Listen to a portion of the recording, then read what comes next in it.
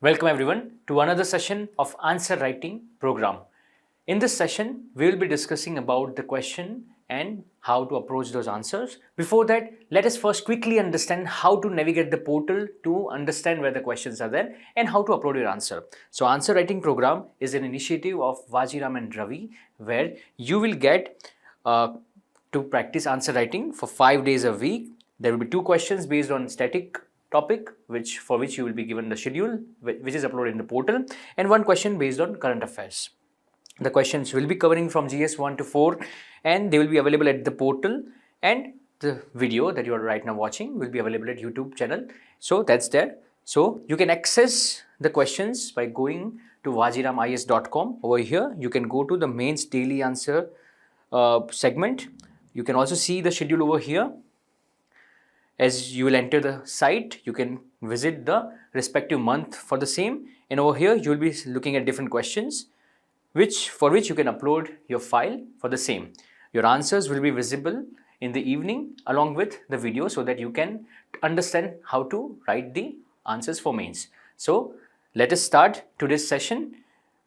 In today's session we are going to see GS3 Science and Technology, and for the same, we are going to see 2 topics: achievement of Indians in science and technology, indigenization of technology and developing new technologies, and awareness in the field of IT, space, computer, robotics, nanotechnology, biotechnology, and issues related to intellectual property. So let us see the questions. The very first question is about knowledge economy and how research and development, they are the hallmark. We'll be also looking at issues with respect to India's research ecosystem. In the question number 2, we'll be talking about the significance of supercomputer and understand its potential with respect to the economic growth and advancement of research and development. The last question is current affair based question. You have recently visited or seen a lot of news surrounding the caste based census. We also saw how recently Bihar government published a similar kind of report. So we'll be talking about caste based census and understand the issue through question. So let us start with the very first question. Let's read the question together. Research and development are the hallmark of knowledge economy. In this regard, discuss the issues in India's research ecosystem. So firstly, we will be talking about knowledge economy and understand how research and development, they are the hallmark. And then post that, we will be talking about the issues in India's research ecosystem. In the introduction, you can talk about the meaning of knowledge economy. It refers to economy which is keeping knowledge at the center, where the knowledge is powered by innovation through skilling of human capital and so on. So entire economy is based on innovation, knowledge, etc. So that is something you can write in your introduction. You can also draw some diagram to create some correlation. So that's in the introduction. In the body, you can talk about how research and development, they are the hallmark of knowledge economy. Firstly, you can talk about human capital development. When we are talking about upskilling of the human resource, we are able to understand that how upskilling will lead to subsequent quality employment, and that quality employment will create quality economy. So that is something which you can understand how research and development will impact. The second is economic competitiveness. When we are increasing the intensity of innovation in any sector, we will be able to witness good amount of competitiveness. We have seen that how multiple startups, through the innovation, they are making sure they are creating efficient market. Third is knowledge spillover effect. We have witnessed that how certain application of any sector, they are applied to other sector. Those kind of knowledge spillover definitely helps with respect to social welfare. We have seen how technology has been applied to different sectors like healthcare, education, and thus that kind of knowledge spillover will also impact the entire knowledge economy. And last is resilience and adaptability. As we are continuously evolving, learning through different kind of good practices, we will be also able to implement certain kind of adaptation to ensure there is good amount of resilience in the system. So this is how research and development will ensure knowledge economy is succeeding. The second body you can talk about to achieve that kind of knowledge system about the knowledge economy, we have certain kind of barriers in the system. because of which the research potential of India is not realized. The very first is funding constraint. We have witnessed that how the gross expenditure of India in research and development, which is GERD, is quite low. It's almost 0.7% of the GDP, whereas for developing country, it's almost around 2%. So funding constraint is something that you can talk about, is kind of the issue. Second is brain drain. We have witnessed that how like students from brilliant college, good colleges and also good institutions, they move to other developed nation for better avenues, and because of that kind of brain drain migration, India as the entire system is not able to realize the knowledge economy. The third is limited industry academia collaboration. One of the biggest challenge that India faces with respect to development in sync with the academia and industry is mismatch of skill set. And because of that kind of mismatch, the reason being lack of collaboration, we have witnessed that research is not leading and realizing its potential. Lack of diversification is also one of the factor. We have witnessed that India has continuously have a certain kind of asymmetric nature of funding. Only limited amount of sectors are reached in research, so that limited lack of diversification also impacts the potential of research. And last is regulatory complexities. Because of multiple rules, overlapping as well as contradictory rule-based system, there have been complexity in the system which disincentivizes any researcher to pursue the research. So these are the issues that you can write in your body. Now let's see what you can write in the conclusion.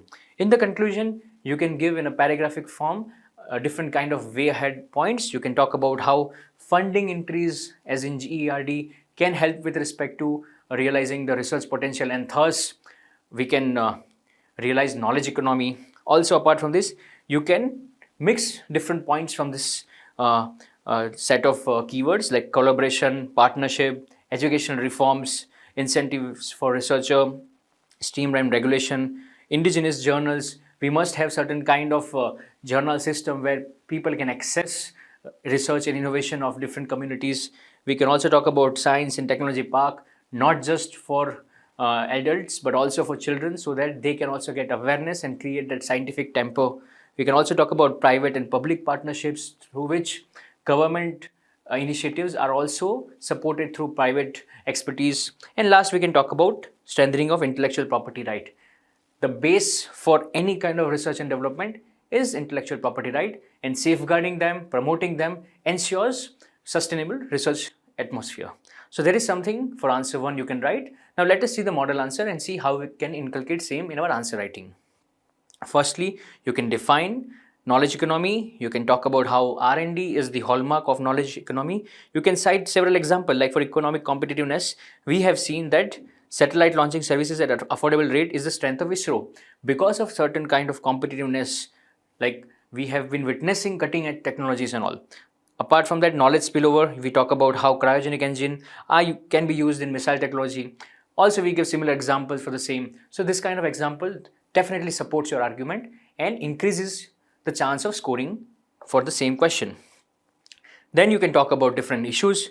You can talk about the expenditure. You can talk about the brain drain. You can talk about the share of private research in India, which is abysmal, only 35%, whereas in developed country, it is almost 70%. So these are the points that you can write in the issue.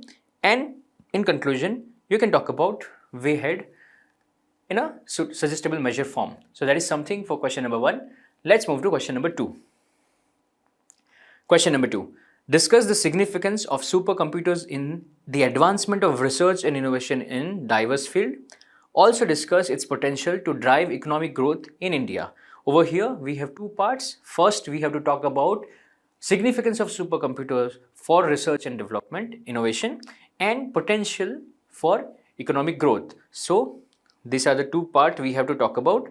Firstly, in the introduction, you can talk about what exactly a supercomputer and how they work. So supercomputer are basically advanced versions of normal computer where we have parallel processing to ensure more number of data points and more number of calculations can be done in faster way. Normal computer, traditional computers have serial processing, which is slower and limited compared to supercomputer. So that is something which you can write in the introduction. In the first body part, you can talk about the significance in advancing research and innovation in diverse field. You can talk about how supercomputers are applied and used in weather forecasting. We have supercomputers like Pratyush and Mihir, where they are able to create certain kind of stimulation through which we are able to understand the weather patterns. Second is healthcare. Over here, we can understand how supercomputer can, through permutation and combination, create different kind of drugs to ensure targeted based medical approach. Third is material science. Over here, supercomputer can again create different kind of structures and use them for appropriate need. Fourth is genome sequencing. We have seen that how DNA identifying and technology are going ahead and able to help us with respect to healthcare as well as advancement of biotechnology. So genome sequencing can also be explored with supercomputers. And the last is artificial intelligence and machine learning. We have seen application of artificial intelligence and machine learning for multiple sectors through supercomputer. That entire part can be faster as well as efficient. So that is something you can write in this body. Let's see the second body, which is supercomputer have tremendous potential to drive economic growth. The first you can talk about boost manufacturing and engineering. As we have witnessed and talked about that how supercomputers are efficient and they are faster.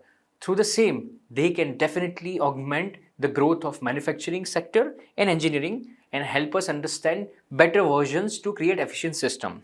Second is innovation and entrepreneurship.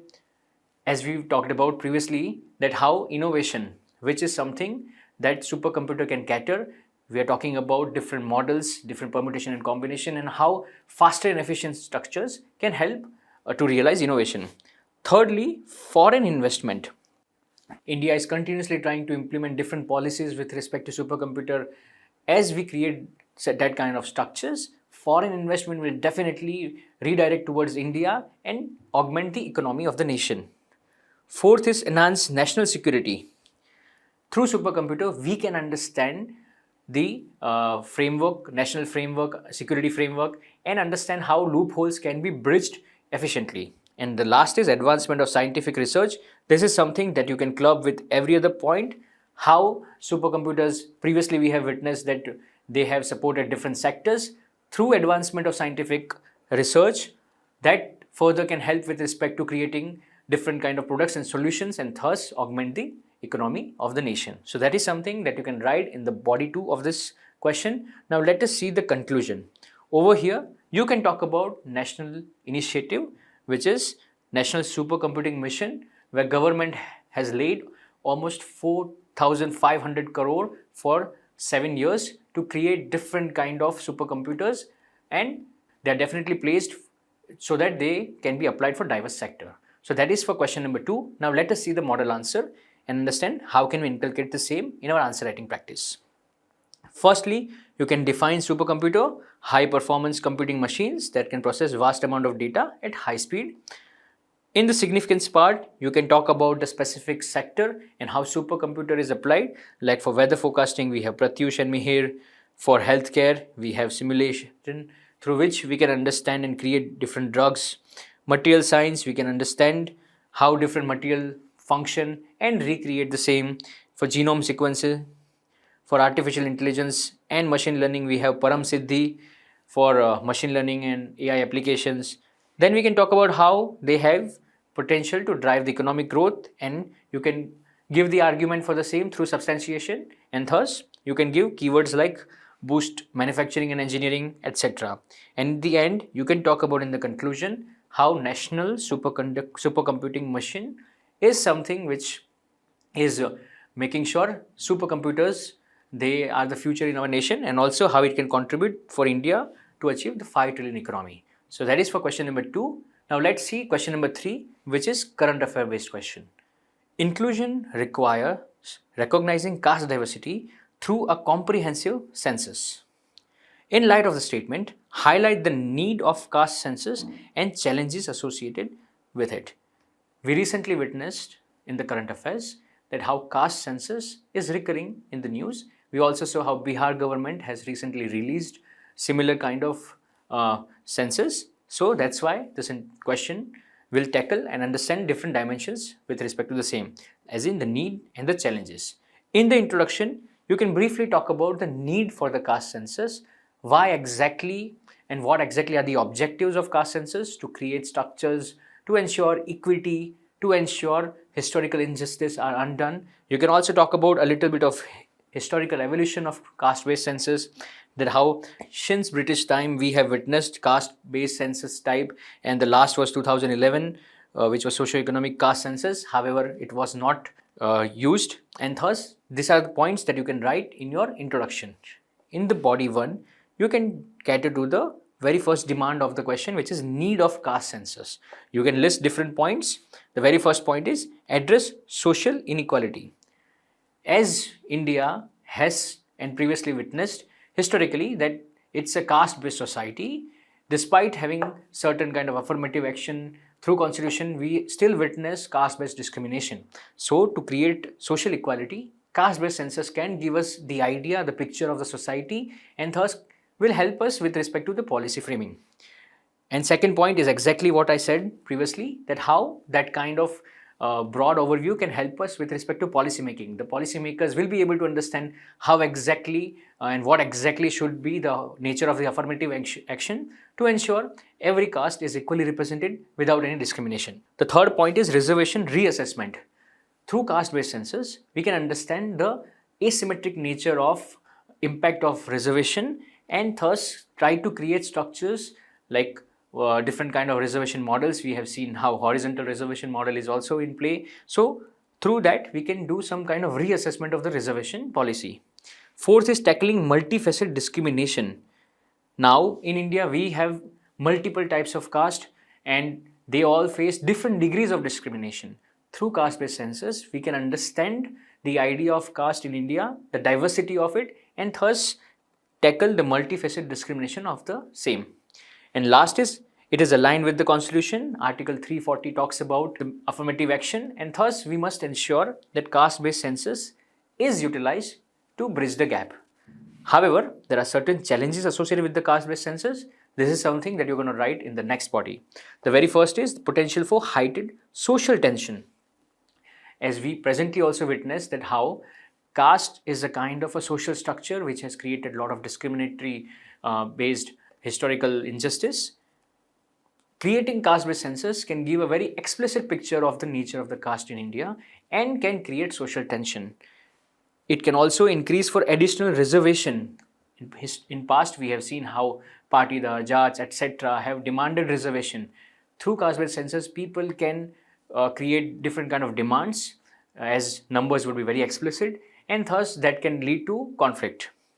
Third is challenges in collecting caste data. As we have witnessed that caste in India is very diverse. Even people belonging to the same caste have different nomenclature of the caste name, and let alone the entire idea of caste is so complex. Gathering the data and creating certain kind of insights from the same is very subjective in nature. So that those are the challenges with respect to collection of caste data. We have also witnessed that how it's a people to people process where people might not be able to give the right amount of information, the quality. So there are multiple factors with respect to collection of caste data. Fourth is caste-based political mobilization.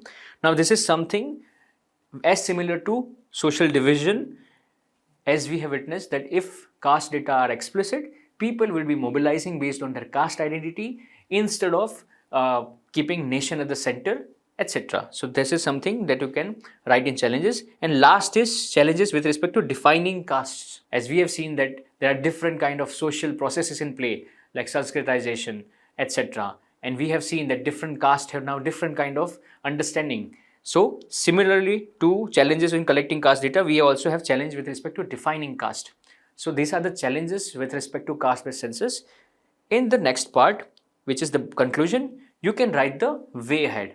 Over here, we can talk about how caste-based census is definitely needed, but every stakeholder must be involved to ensure there is no subjectivity with respect to the process. Also, we must ensure and proactively take actions against any kind of discrimination. Also, we have to create certain kind of structures where constitutional values are at the core. So this is something that you can write in the conclusion of the answer through way ahead. So that's for question number 3. Let us see the model answer and see how we can inculcate the same in our answer writing practice. You can talk about the caste census. You can talk about the definition of caste, how it is a process of collecting demographic data based on caste and population. You can also talk about de-evolution, talk about the socio-economic caste census of 2011, and it was not released. So this is something you can talk about. You can also talk about the Bihar government's recently released report on caste census. Then you can talk about the need. You can give different kind of keywords, and you can give examples to substantiate your argument. Similarly, you can mention different challenges, and in the end, you can give the conclusion in a suggestive measure form, like a wayhead. So that is for question number 3. That's it for this answer writing program video. Thank you and keep writing.